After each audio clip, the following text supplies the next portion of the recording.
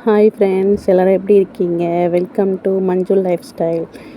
என்ன வீடியோ இன்றைக்கி பார்க்க போகிறீங்கன்னா, நான் செய்கிற வித்தியாசமான கீரை பொரியல் தான் பார்க்க போகிறீங்க.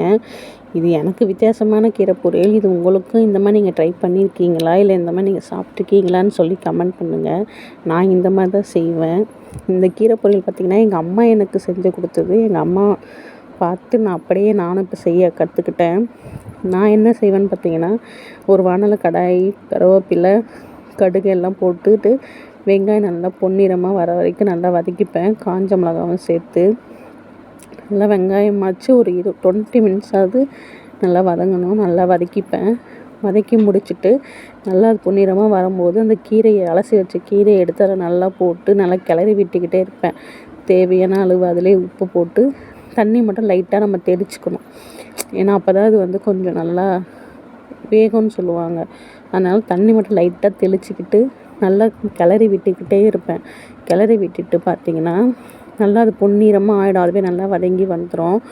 அதில் பார்த்திங்கன்னா மோஸ்ட்லி ஒரு சிலர் பார்த்திங்கன்னா கீரை அந்த வாசனை பிடிக்காது. அதனால அவங்க ஒரு சிலர் என்ன பண்ணுவாங்கன்னா தேங்காவை சீவி தூவி விடுவாங்க. ஆனால் நான் அப்படி பண்ண மாட்டேன். எனக்கு தேங்காய் பிடிக்காது. ஆனால் நான் பார்த்திங்கன்னா எப்போவுமே 2 முட்டை மட்டும் ஆட் பண்ணிப்பேன். எனக்கு முட்டை போட்டு செஞ்சால் ரொம்ப பிடிக்கும். ஆனால் நான் 2 முட்டை மட்டும் ஆட் பண்ணிப்பேன். ஆனால் என் ஹஸ்பண்டுக்கு முட்டை போட்டு செஞ்சாலே பிடிக்கவே பிடிக்காது. அதனால் அவங்க முட்டை போட்டு செஞ்சால் அதை சாப்பிடவே மாட்டாங்க. அதனால் நான் கீரை செய்யும்போதே பார்த்திங்கன்னா கொஞ்சம் அவங்களுக்குன்னு தனியாக எடுத்து வச்சுருவேன். எனக்கு மட்டும் நான் முட்டை போட்டு செய்வேன்.